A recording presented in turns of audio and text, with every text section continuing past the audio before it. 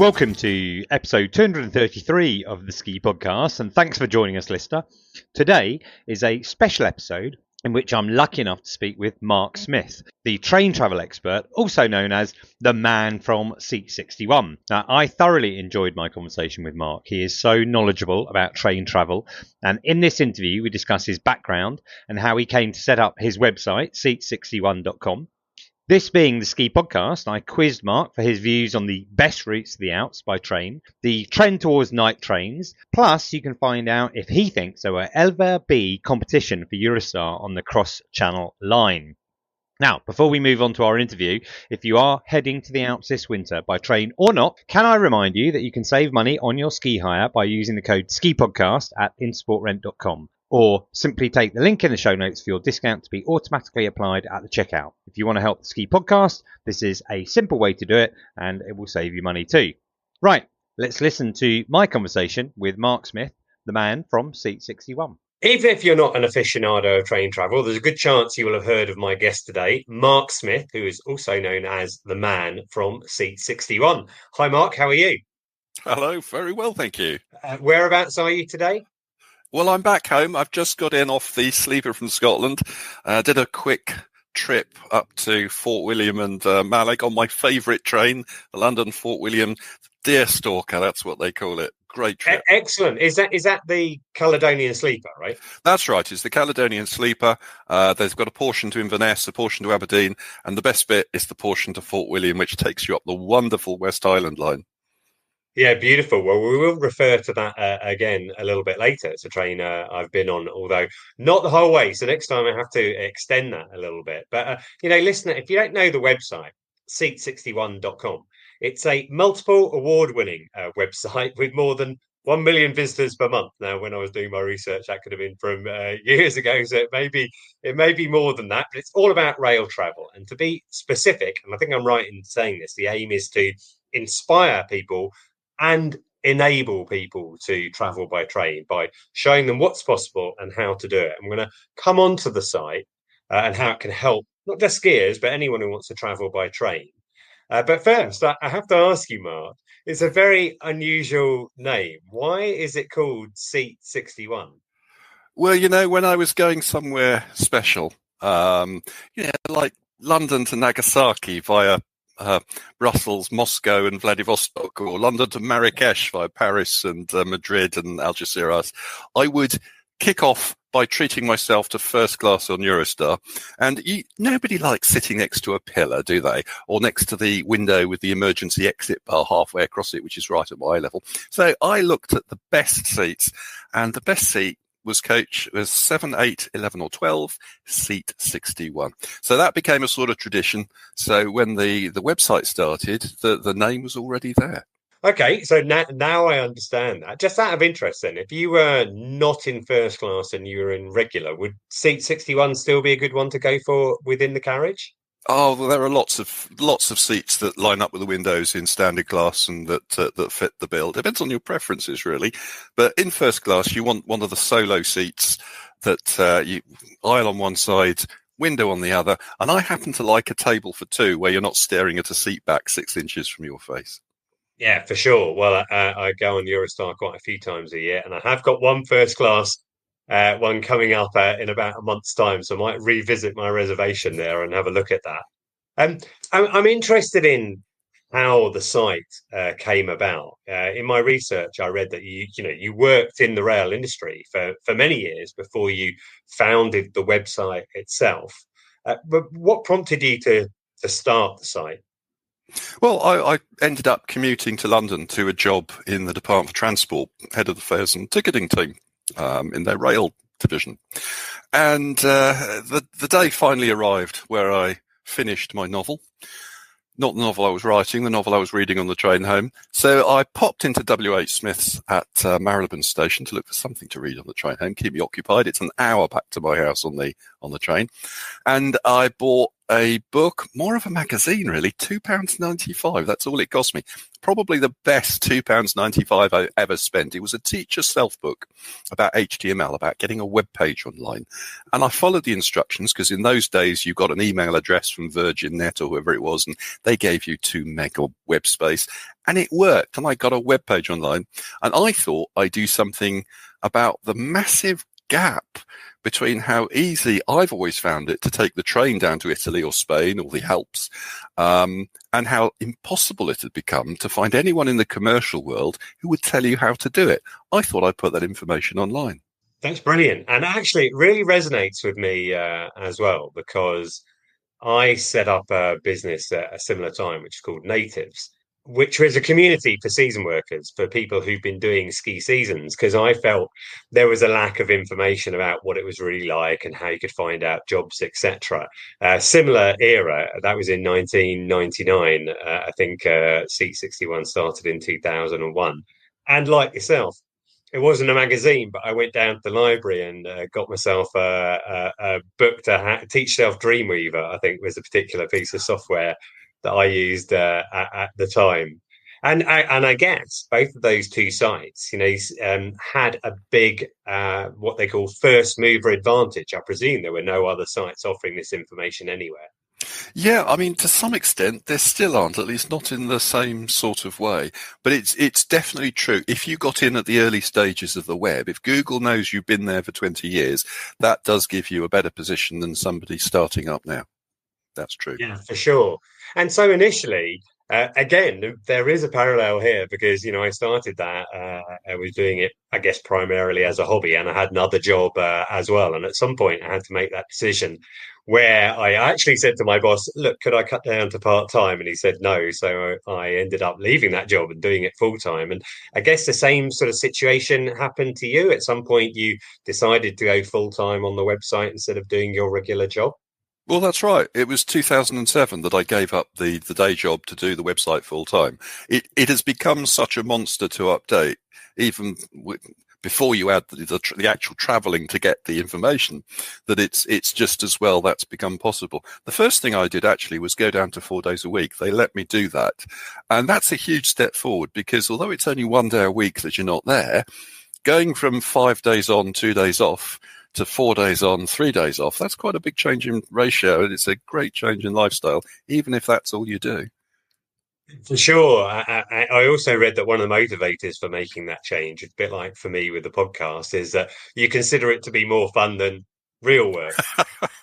It is. I mean, the annual timetable update, when all the European timetables change in December every year, that's 5 weeks of slog. That almost feels like work, but the other 47 weeks, the website does its thing, and it's me doing my hobby, helping people doing your hobby. What's that old Chinese proverb?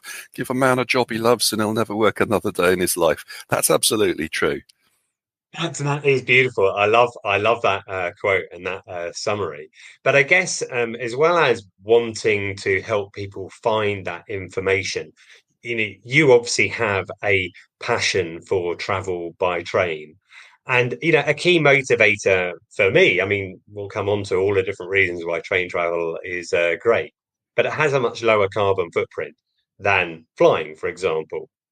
And you're kind of preaching to the converted in discussion with me. I took the Flight Free pledge last year through Anna Hughes's Flight Free UK. I took no flights. I'll be planning to do the same thing for 2025. But I wondered what you would say to any listeners who've been thinking about train travel, but, aren't really sure about it. What would you say are the main reasons for traveling by train? Well, I didn't get into train travel because I wanted to save the planet and thought I better suffer to do that because it's worth suffering to save the planet. You're not suffering at all. You're doing yourself a favour. I got into train travel because it's a nicer way of travelling. People are getting fed up of the airport and airline experience, and the journey, to my way of thinking, should be part of the experience. It should be as fun as the holiday. The holiday starts when you leave home, not when you finally get to the hotel at the other end. And train travel is, you're not seat belted in. You get to see where you're going. You can stand up and walk around. I was chatting over haggis, tatties and neeps with a glass of wine in the lounge car last night with people there. It was a great journey. And that's what it's all about, enjoying the journey. So it takes a bit more planning than flying. It's affordable. That's the important thing. It might not be the same as the cheapest possible flight. But again, remember, you don't need to pay baggage fees. You don't need to pay to get to and from the airport and all the rest of the extra charges that airlines lump on. So it's part of the holiday. That's what you've got to think of it as. Sure. Well, I mean, as I said, you're kind of preaching to the converted, but it is interesting to me, all of those elements of traveling by train are so much better, like the check-in. I'm constantly saying to people, when I go to London St Pancras, I know they tell you to get there an hour beforehand, but typically, I tend to cut it a little fine, but typically it only takes me about 15 minutes. It can be as little as 5 minutes to go all the way through. And then what you mentioned about baggage, the baggage fees, etc., the convenience. And people are often obsessed, I think, by how that it might take longer to travel by train, but they don't think about what they would be doing with that time exactly. Instead. I was going to say, when I started this, I think there are people out there who think if you're going to Italy by train, well, that takes weeks, doesn't it? Of course it doesn't. You can leave London in the morning, be in Milan for dinner in the evening. It's actually much faster than people think. It appears to take longer than flying, but actually when you lump in all the extra check-in and getting to and from the airport, and you look at what you'd have done with the rest of the day anyway, there's not as much in it as you think. And it's just such a better experience. It's a better way of spending your day. Yeah, I'm in agreement with you there. I also read another quote from you when I was doing my research. It said, "We're in danger of creating a world where every single journey is an identical non-experience at 30,000 feet. Life is too short not to grab every experience when you get the chance." And that really kind of resonated with me, that. Absolutely, that's definitely the case. It's travel has been commoditized. That's the word. And if you take the train, well, there's no ISO 9000 there most of the time. Every experience is different. Every country is different. Every line and route and all the scenery is different. It's all about the experience.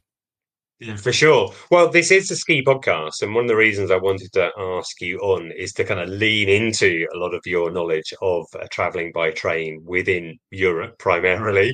The history, in terms of the history of the UK ski industry, it was founded on train travel. The original operators, such as Inghams and Ern Lowe, who've been taking people since the 1930s, 1940s. Everyone went by train at that point. My parents first went skiing in the 1960s and were going by train. And you and I, Mark, just had a little conversation in the green room earlier about both traveling by train, I think in the 90s. So I wondered if we could start perhaps with talking about the Eurostar snow train. Many listeners will know this. I've reported on it before. And I'll put a link into the show notes if you want to know more about that service. I don't think we'll go into that specifically. We know that it runs. What I'm interested in is, evidently there were many more services several years ago, and Eurostar had a change in strategy. There's no longer a direct service from London to Bourg-Saint-Maurice in the French Alps. The current service takes you via Lille. You take a train to Lille and then you change onto a Thalys train there. Do you think they'll ever bring back that direct service again? It is possible, yes. I mean, at the moment, there are changes afoot in passport control processing, basically because of Brexit. The EU are bringing in enhanced checks, what is effectively a visa, an ETIAS e-visa. Fingerprints need to be taken. This is for all people outside the EU. So that means us, unfortunately. So it's going to take longer to process people, which limits the capacity at St Pancras. And already we need to have our passports stamped. We didn't before. It only takes a few seconds. But when you're processing people, that means a 30% reduction in capacity already, even before these other things come in. So Eurostar is limiting the range of destinations. It's concentrating on its core destinations, Paris, Brussels, Amsterdam. But once these things come in, once they're bedded in, once Eurostar have found a way of automating them and they've made sure it works, and there is now a study that says that St Pancras can be rejigged, lose a few retail units, enlarge the departure lounge to process more people, even with these new checks, then they'll start to look, I hope, at restoring their further destinations. The ski train in winter, and they used to run a summer train down to Lyon and Avignon and Marseille in the summer as well, which is currently also stopped. Well, that is hugely encouraging to hear that it might change. And I'm very mindful of the new, I think it's the EEAS system. I can't remember the exact acronym now, but the changes that were in place. I mean, theoretically, that was due to start at the back end of 2024. I think there's the date is unknown due to the implications of putting it in action in the UK, in Dover, Folkestone, and in St Pancras as well. And previously reported on their plans for how they're going to make that work there. But that is very encouraging. What about the rotations? There used to be a couple of trains. One would go out on a Friday overnight. One would go out on the Saturday in the day. I'm aware that this is a train that goes out there, a train that comes back. Do you think that they might increase the number of rotations, let's say, prior to starting that, hopeful direct service? Basically, what they're doing at the moment is providing a Eurostar connection into what used to be the Thalys ski train from Amsterdam and Brussels. So it's the pre-existing Amsterdam-Brussels ski train with a connection from London. So I can't see them adding more services at this stage. I think they're going to want to get ETIAS and all the other EU entry arrangements sorted out, embedded in, before they look at expanding.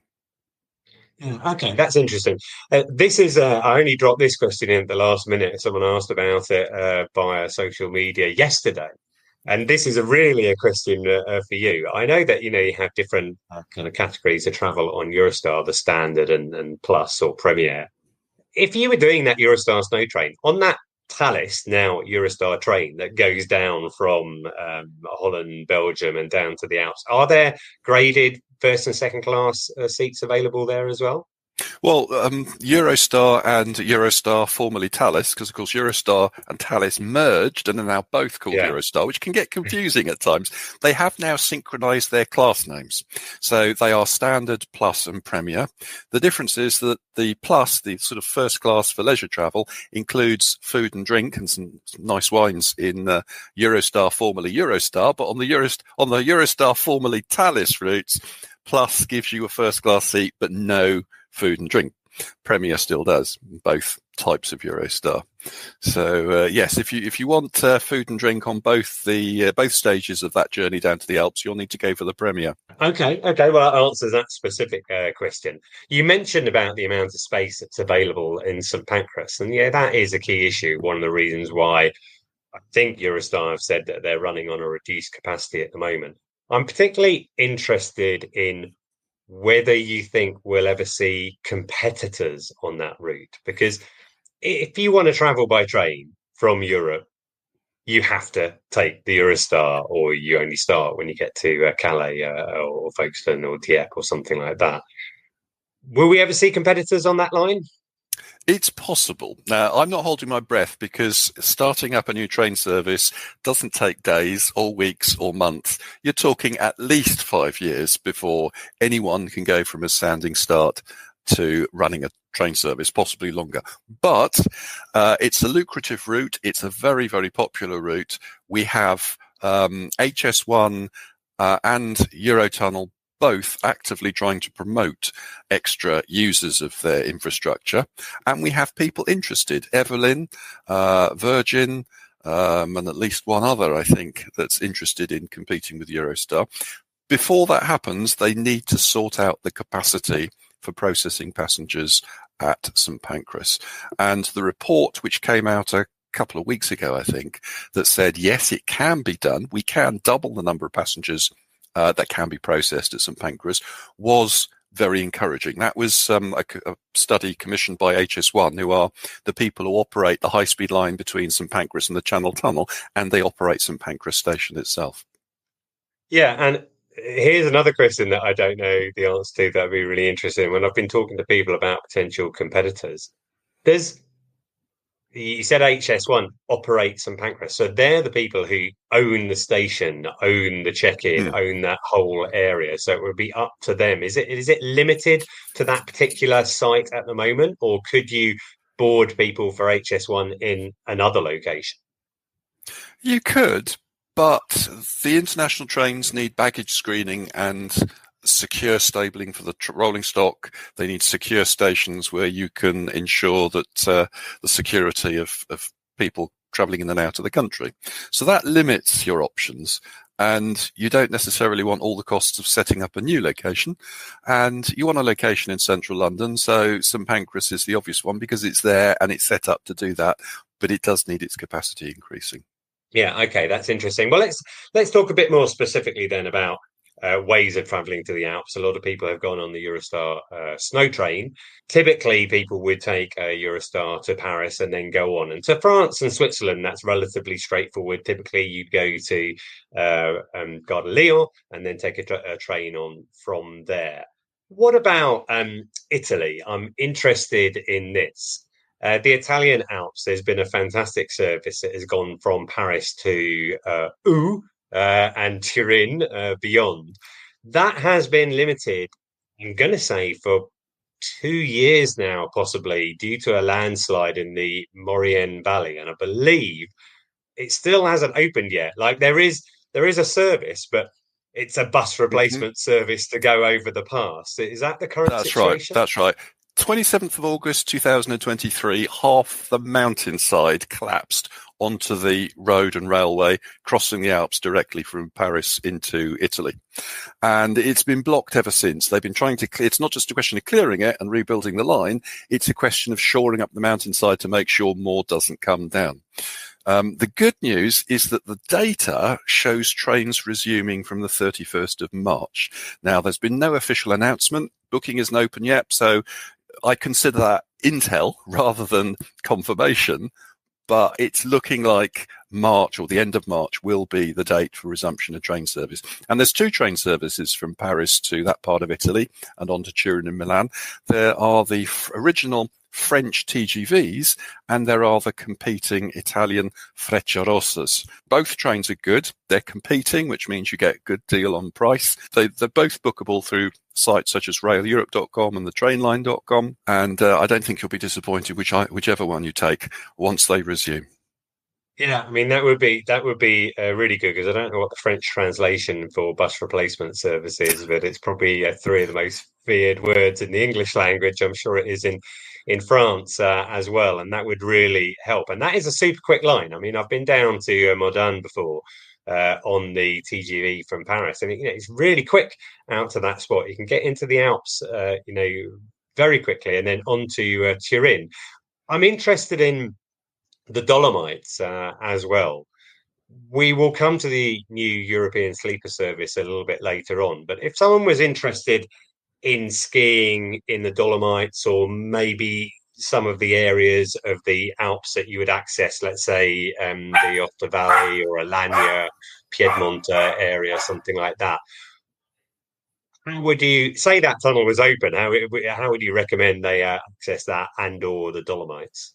Well, you can take a daytime train to Munich, stay overnight, and then head south through the Brenner Pass into the Dolomites the following day. That's the first route that comes to mind, and that's ideal if you prefer hotels and daytime trains to sleepers. And there's some lovely scenery through the Brenner Pass down to places like Bolzano. Yeah, okay. Well, I'll be taking that route next month, I think. But again, we'll come to that European Sleeper service because it's a night train and that's a really interesting topic. What about Austria? If you were recommending someone to travel by train to Austria, I've been to the Tyrol in Austria via Zurich. So I went to Paris, took the train to Zurich and then connecting train around. I think Innsbruck is probably a bit further across. Would you recommend that route via Munich again, perhaps? Well, actually, if you're going to Innsbruck, the nicest route is to take Eurostar to Paris, a TGV Lyria from Paris to Zurich, which only takes 4 hours, just over 4 hours, and then go through the Arlberg Pass on the Austrian Railjet trains, which head every couple of hours from Zurich through the Arlberg into the Tyrol and through to Innsbruck. If you're going further east, of course, to Salzburg or Linz or Vienna, there are direct sleeper train 3 times a week from Brussels.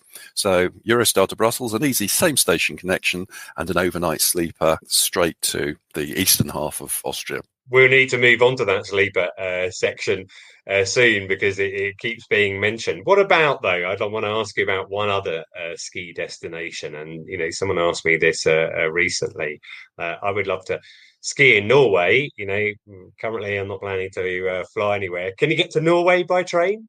You certainly can. I mean, it's incredibly sad that there are no ferries from the UK to Norway. The last one sailed in 2008. I never thought when I was younger that we'd see a world with no ferries between the UK and Scandinavia. How do we get here? But you can certainly get there by train.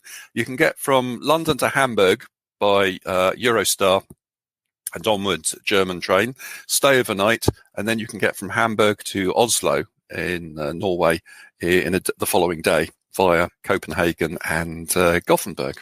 There's other ways you can cut it. You can stay overnight in different places as well. There is also a really nice overnight ferry from Copenhagen to Oslo, which you can build into your itinerary.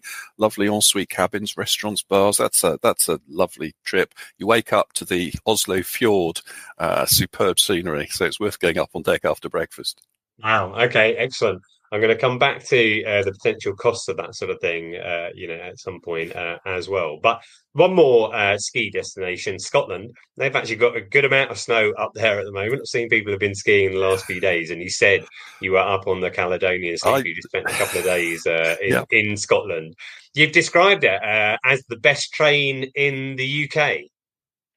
The London Fort William Caledonian Sleeper, yes, it's the train they call the Deerstalker, the train that almost disappeared back in the 1990s. It was saved, and now, a mode of transportation that gets you overnight from the big smoke, London and the southeast, where I live and work, right to the heart of the West Highlands. A little travelling hotel with club car and private rooms, some with ensuite shower and toilet. In fact, there are some rooms with double beds as well.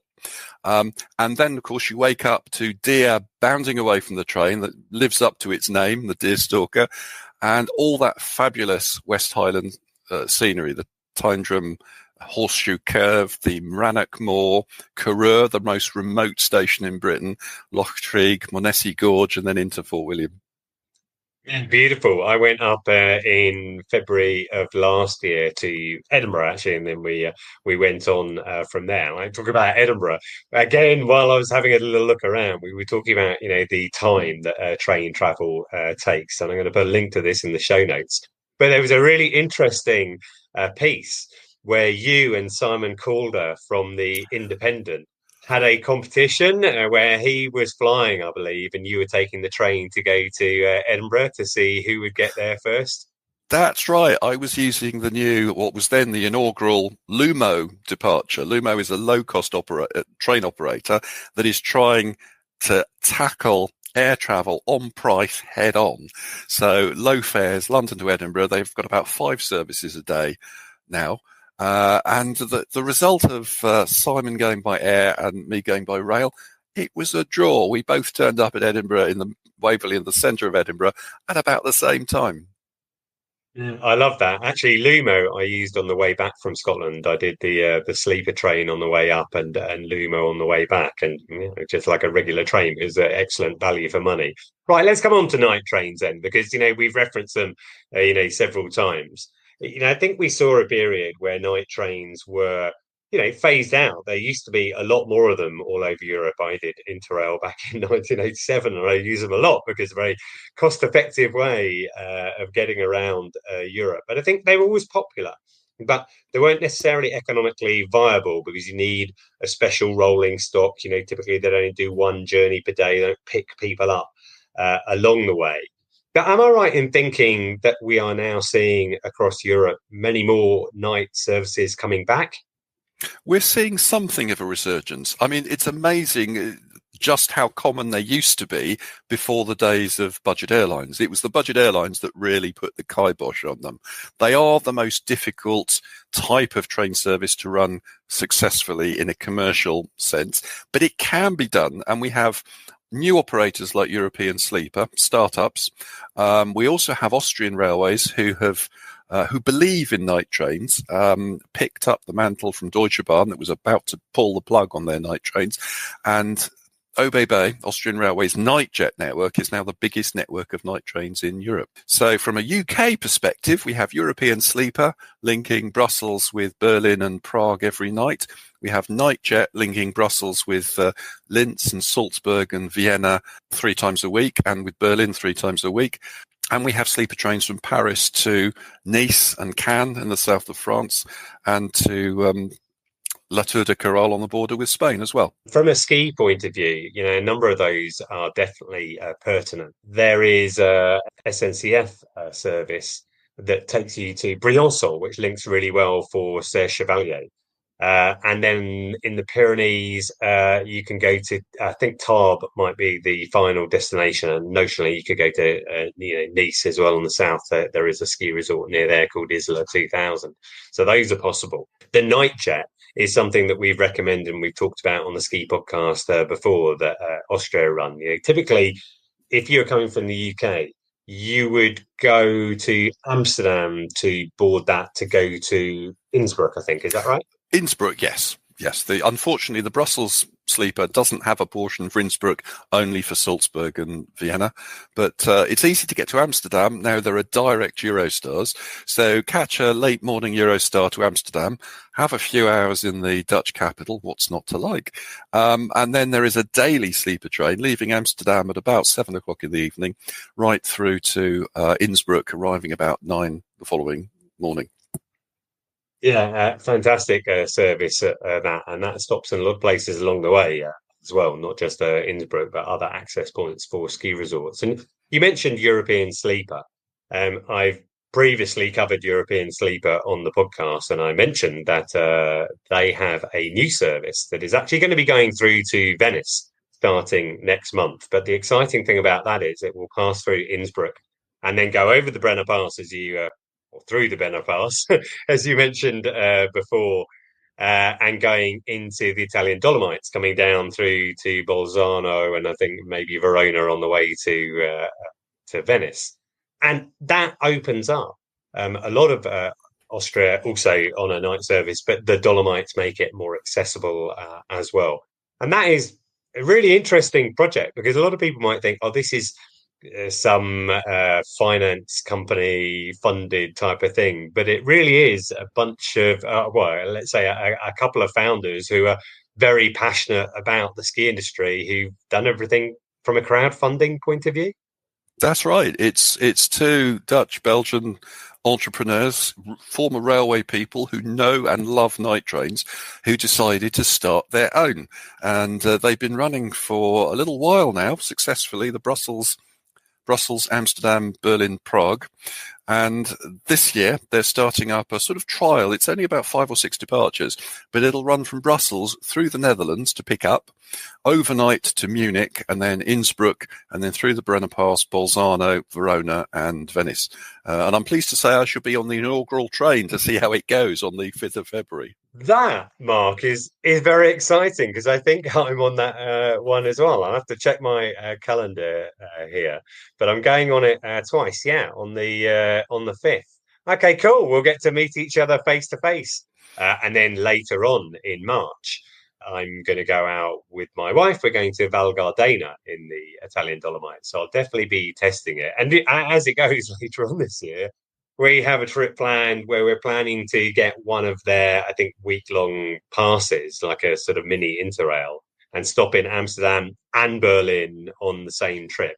So, listener, if you're interested in going out to, Italy or Austria, that's another one to try. There are a couple of other sort of boutique operators, you might call them, operating around Europe as well. Someone who I've covered before, I have no idea if the pronunciation is correct. They might be called Snälltåget. Yeah, something like that. My pronunciation isn't good either. They operate a night train from Berlin and Hamburg to Stockholm.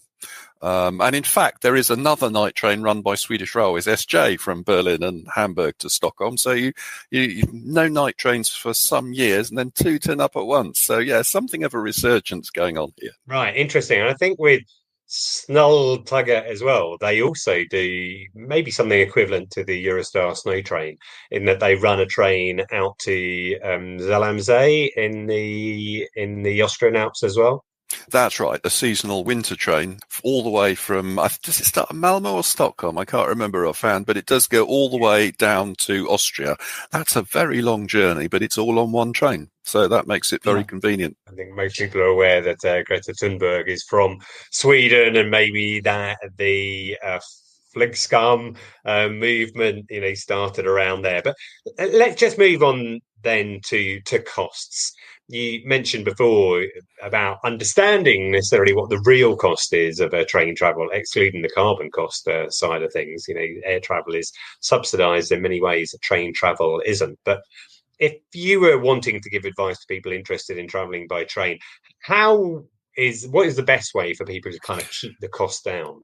Well, first of all, long distance train travel has taken the leaf out of the airlines book, and it's now got dynamic yield managed pricing, the same as airlines. So if you turn up at the station and want a ticket from London to Vienna, it will cost a lot, the same as turning up at the airport on the day and trying to buy a ticket. So book in advance. Train booking opens, it depends on the operator, but it might be 4 months or 6 months ahead. Not as long as air travel, but that sort of means you can keep your options open for longer. The same rules apply as booking flights. Midweek is always cheaper than Fridays or Sundays. February is possibly, except for skiing actually, but February and November are cheaper than July and August and May. Middle of the day is often cheaper than in the morning or the evening. You don't have to always combine a Eurostar departure that connects with the train you want onwards. By all means, spend some time in Paris or Brussels, because you might find a cheaper Eurostar earlier in the day or later in the day or whenever it is, and you can combine that with the cheapest onward train. You don't have to book them connecting directly. Spend some time on the way. All of those points are extremely valid, and I think that's one of the advantages of your website, 61.com, is that you can research into that. Last year, my wife and I went out to Chamonix, and it just worked out that we ended up having lunch in Paris. It was a very relaxed time before we, instead of rushing straight through from Gare du Nord to Gare de Lyon, took our time and enjoyed a bit of Paris along the way. And indeed, this isn't relating to ski, but we went out to Corsica last summer as a family. And as part of that trip, we had dinner in Paris. We had breakfast in Toulon. It was so enjoyable combining all of these different elements. I've got a question cropped up in my mind when we were discussing Norway. When do you think buying an Interrail pass, whereby you can use several days of travel within a period of time, become better value than separate point-to-point tickets? Well, your starting assumption is that if you're just going from A to B and back to A, and you're booking in advance, then normal tickets advance purchase tickets, that is, are normally cheaper.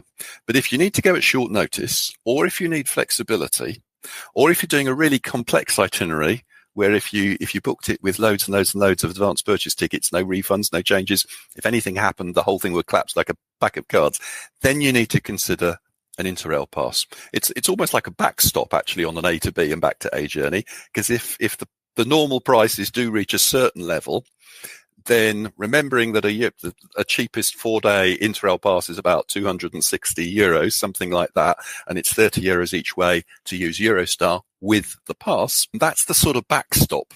So once you get to those sort of price levels, an Interrail pass is worth considering. It's worth doing the sums. Yeah, okay, that's really interesting for sure. I am going to be using 2 Interrail passes this year, so I'll be reporting back about that as well. What about one of the real frustrations that people often say to me? You can book Eurostar quite a long time in advance, but you can only book that European leg typically 3 months in advance. I mean, the windows are a bit arcane as to when they appear and when, what is the reason for that? Well, the reason's simple. Back in the old days, people bought tickets on the day. And these days, if you're making a typical train journey, well, think about it. When do you go to the supermarket in January for bread and milk you want to consume in August? No. Do you put fuel in your car at a petrol station for a journey in January that you're going to be driving in August? No, you don't. You don't plan those things ahead. And for the average train journey, I mean, me going into London, 40 miles, going a couple of 100 miles on an intercity train, I book those days or weeks ahead. And the locals in these countries, in France and Belgium and Netherlands and Austria, They too book their train journeys days or weeks ahead, not months and months. It's not a flight to Australia. So that's where the railways are coming from. Many of them have progressively extended the journey time. Eurostar know they're competing head-to-head with airlines, so they've made a real effort and extended it to up to 11 months. The Germans have now extended to 6 months. The French are still on 4 months. And then you get to people like the Moldovans, where it's still 30 days. Right, okay. I don't know how many people listening to this podcast will be planning to travel in Moldova, but I don't know what the skiing's like, no. Yeah, exactly. Okay, I've got a couple of closing questions. I mean, it's been really, really interesting talking about all of this, Mark. But I've got a specific one. It's really just for me, not necessarily for other listeners. But I'm going to Sicily in February. The plan is to ski on Mount Etna while we're there, which is an article I'm going to be writing up for someone. And I'm really excited about it because there is this, I don't know if it's unique, but a train ferry set up that gets you across from the mainland to Sicily. Is it unique, and how does it work? It is pretty unique now. There used to be train ferries in Scandinavia. The Hamburg-Copenhagen trains used to go over on a train ferry. They now take the long way round over a fixed link. So the only train ferry left in Europe, and probably the only train ferry left in the world. It's always difficult saying things like that because there's always something strange going on somewhere. But the only train ferry left in Europe is the one to Sicily. And people are amazed when I tell them that there are sleeper trains and daytime trains from Rome and Naples to Palermo and Catania and Syracuse. And indeed, there's a sleeper train from Milan to Palermo and Catania and Syracuse. And they're all shunted onto a ferry for the 30-minute crossing of the Straits of Messina across to Sicily from the mainland. And it's an incredible experience. You can remain on board on the train, or you can go up on deck for some sea air. Just remember to return to your railway carriage in good time for when it gets shunted off at the other end. Okay, well, I'm really looking forward to that. I'm very excited about it. And as you go, I mean, hopefully, if we talk about inspiring people, I will be able to report back and say this worked really well. I've worked out my schedule. I'm going to go to Rome on day one, so you can get all the way to Rome in a day by train. I plan to go for a run in Rome the following morning and then catch that train down from Rome to Sicily going on that ferry. So we'll see how that goes. Here's another journey. This is, again, nothing to do with skiing, but it's been in the news recently. Will it be, or is it indeed possible to travel by train from Portugal to Singapore? Where do we start? Yes. Well, this all started when they opened the Laos-China Railway linking Kunming in southern China with Vientiane in Laos, which is, of course, linked to Bangkok, which is linked by rail to Singapore. And some bright spark said, hey, the longest rail journey in the world is now Portugal to Singapore. Now, he might have mentioned that there's a little thing called a war going on between Ukraine and Russia. All travel to Russia is inadvisable. In fact, for the first time in my lifetime, all trains to Moscow from the rest of Europe are suspended. There are none. The Trans-Siberian trains, I've taken both of them, Moscow-Beijing, Moscow-Vladivostok. Well, Moscow-Vladivostok is running because it's domestic. Moscow-Beijing, there are 2 trains. Both have been suspended since 2019. So not really possible, certainly not advisable at the moment. And then, of course, there is the question of where you start in Portugal for it to be the longest train journey, which is it's a definition fraught with philosophical issues here. You'll often see Lagos mentioned, but actually I reckon it's Villarreal to San Antonio. And if you think that that's further east, so it's closer to Singapore, so somehow doesn't count, if you look at the direct distance, Sintra to Singapore is further, so Lagos to Singapore is also disallowed by exactly the same logic. So maybe Sintra to Singapore is the world's longest train journey. My advice is forget Portugal. Just go from your local station. If it becomes possible once again, that will be amazing enough. Yeah, I know you've answered that question before because maybe the last person to ask you was Kay Burley on Sky News, and now it's Iain Martin on the Ski Podcast. So finally then, I wonder if you were going to offer any kind of single tip, apart from booking seat 61 on the first class on Eurostar, to someone thinking about train travel. What would that be? Take the plunge. Because what I find is once people realise what's possible and do it the first time, even though it takes more effort to research and book, they love it and they want to do more of it. That's the thing. Just take the plunge the first time. Yeah, well, that is excellent advice, Mark. I really would like to thank you for that. I'm actually just going to finish off with a quote again that I found, a quote of yours, which I found, which says, I thought it was very beautiful. Collectively, we are racing through spectacular landscapes, covering a mile every 40 seconds, using Victorian infrastructure to the full and causing minimal environment and harm. The rail traveller is in touch with the world. And I think that was specifically about your journey up to Scotland. But the rail traveller is in touch with the world. I think if we want to kind of sign off with any kind of message here, that would be a really good one to have. So thank you so much, Mark, for sharing your time with us today. I really appreciate it. And hopefully I'll get to meet you next month. Look forward to it. Thank you. Well, that was really interesting speaking with Mark there. Now, I enjoy all feedback about the show, so why don't you let me know what you thought about that interview? Please do contact me on social at Ski Podcast or by email, theskipodcast@gmail.com. We've had a little bit of feedback since the last episode. Dan Trapp on LinkedIn, he said, keep up the great work and have a great season. And Alex Neville very kindly bought me a coffee and said, love this podcast. Always gets me in the mood for the ski season. Now, there are now 245 episodes of the Ski Podcast to catch up with, and a whopping 202 of those were listened to in the last week. There is so much to listen to in our back catalogue. Just go to theskipodcast.com and have a look around. You are bound to find something that sparks your interest. And if you like the podcast, there are 3 things you can do to help. Follow us. Just look for that button and press it now. Give us a review or just leave a comment on Apple Podcasts or Spotify. I respond to all comments. And book your ski hire with InSport Rent using the code SKIPODCAST or simply take the link in the show notes because that will help us. Now, you can follow me at Skipedia and the podcast at the Ski Podcast. But for now, I'd like to thank Mark for joining me today. And finally, listener, thank you for sharing this time with us. And until next time, goodbye.